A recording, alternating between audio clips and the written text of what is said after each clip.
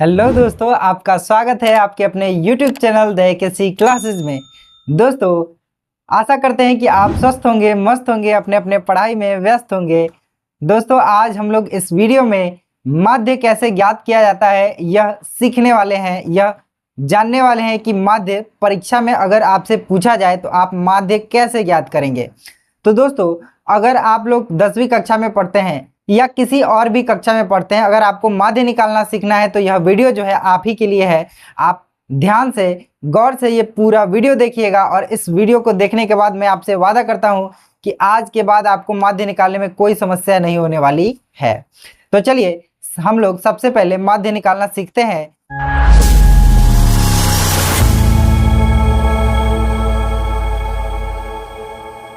दोस्तों, अगर माध्य की बात की जाए तो हमारे परीक्षाओं में जो है माध्य कई तरीके से पूछा जाता है। सबसे पहले अगर ऑब्जेक्टिव टाइप का जो माध्य होता है, 1 नंबर वाला जो ऑब्जेक्टिव वस्तुनिष्ठ प्रश्न, वो माध्य कैसे पूछा जाता है। देखिए, जैसे कि यहाँ पे मैं एक क्वेश्चन लेता हूँ कि माध्य ज्ञात करना है 7, 5, 6, 3, 4, 2, 5, 7, 6। जैसे कि यहाँ पे एक आंकड़ा यहाँ पे मैंने लिख दिया, ठीक है। यहाँ पे कुछ आंकड़ा मैंने लिख दिया। अब कह रहा है कि इसका आपको माध्य ज्ञात करके दिखाना है कि माध्य कैसे होगा। तो दोस्तों, माध्य ज्ञात करने के लिए एक सूत्र होता है। क्या सूत्र होता है कि ये जितनी संख्याएं हैं इन सभी संख्याओं का योग है ना, और बटे में ये जितनी संख्याएं हैं उसकी संख्या, ठीक। जैसे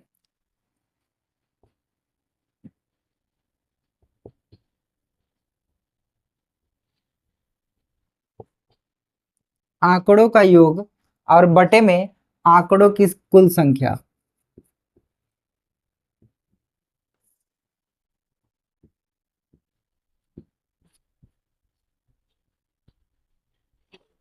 ठीक है।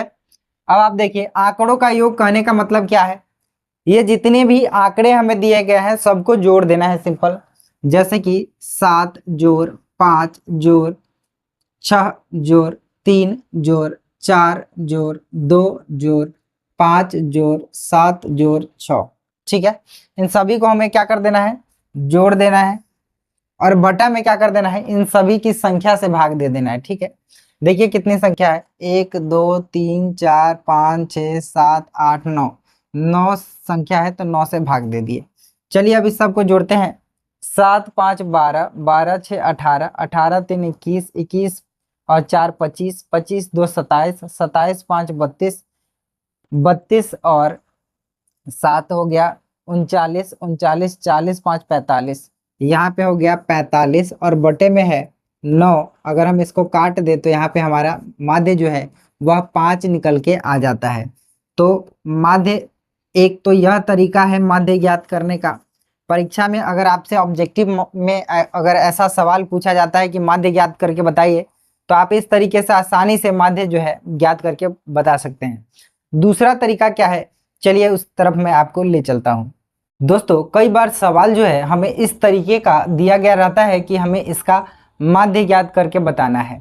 जैसे कि आपको वर्ग अंतराल दिया गया रह सकता है और साथ ही साथ बारंबारता दी गई रहती है, जिसको एफ यानी कि फ्रीक्वेंसी कहते हैं। फ्रीक्वेंसी यानी कि बारंबारता दी गई रहती है, ठीक है।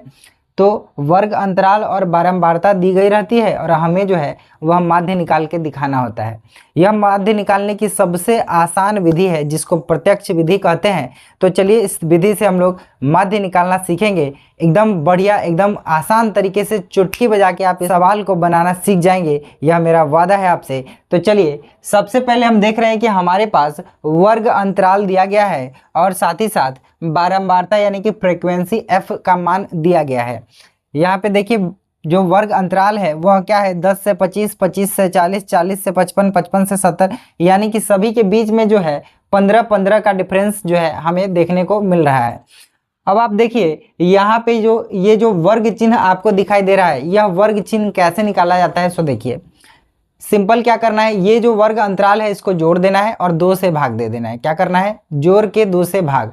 जैसे कि अगर हम 10 में 25 जोड़ते हैं तो क्या आएगा, 35, और 35 में अगर हम 2 से भाग देते हैं तो यहाँ पे कितना आएगा, 17.5, 17.5 जो है इसका हमारे पास आंसर आएगा, अगर हम इसको जोड़ के 2 से भाग करते हैं तो। ठीक है, फिर इसको जोड़ के 2 से भाग करना है, यानी कि 65 का आधा करना है, तो 32 दूना 64 हो जाता है, और 65 है तो 32.5 होगा। कितना होगा?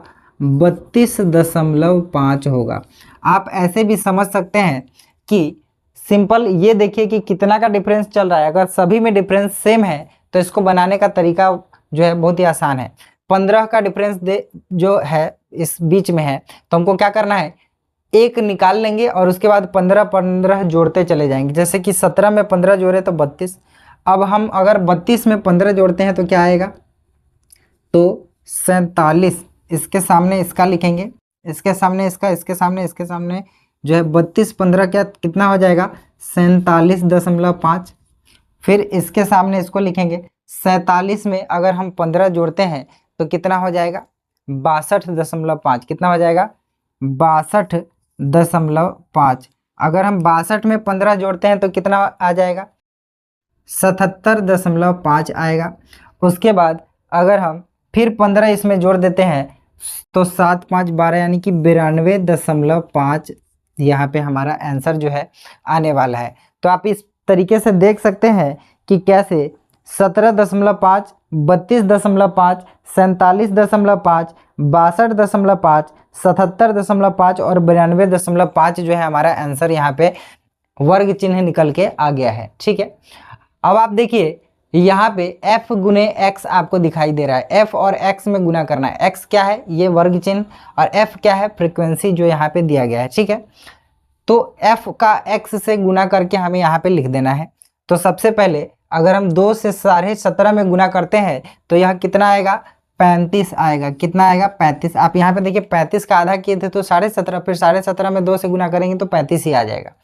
उसके बाद यहाँ पे 32.5 में हमें 3 से गुना करना है। अगर आप 32.5 में गुना करेंगे 3 से तो आएगा 97.5। ठीक है, उसके बाद 47.5 में अगर आप 7 से गुना करते हैं तो आएगा 332.5। फिर उसी प्रकार 6 से गुना करने पर आ जाएगा 375। उसके बाद 465 गुना कर लीजिएगा आप, और उसके बाद आएगा 555, है ना। अगर हम सबको बारी बारी से सबको गुना कर करके लिखेंगे तो यह इतना आ जाता है हमारे पास। ठीक, इतना प्राप्त होने के बाद हमको क्या करना है। अब दोस्तों अगर इस माध्य निकालने के सूत्र के बारे में बात किया जाए तो इसका सूत्र जो है वह होता है माध्य बराबर, यहाँ पे मैं लिख देता हूँ, माध्य बराबर क्या होता है, सिग्मा एफ एक्स बटा सिग्मा एफ। ठीक है, सिग्मा एफ एक्स क्या है और सिग्मा एफ क्या है, चलिए मैं आपको बताता हूँ। सिग्मा कहने का मतलब होता है योग। सिग्मा का जो है हम लोग चिन्ह इसलिए प्रयोग करते हैं जोड़ने के लिए। ठीक है, तो यहाँ पे अगर हम सिग्मा एफ करते हैं तो यानी कि इस सब को हमें क्या करना है, यहाँ पे जोड़ के लिखना है। तो जोड़ते हैं, 2 3 5 5 7 12, और 12 के बाद 6 18, 12 18 कितना हो गया, 30। यहाँ पे हमारा सिग्मा एफ का मान जो है वह आया है 30।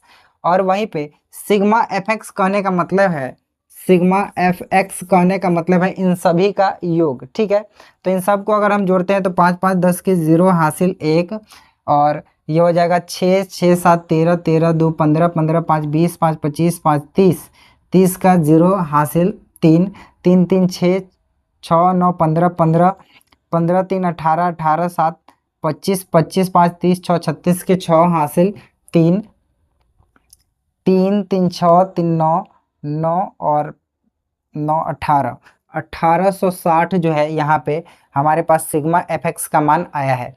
अब हम अगर माध्य निकालने की बात करें, माध्य निकालने का बात करें तो माध्य का सूत्र क्या होता है, सिग्मा एफ एक्स बटा सिग्मा एफ, यही होता है ना। सिग्मा एफ एक्स बटा क्या होता है, sigma F. Sigma F x का मान क्या है, 1860, और बटे में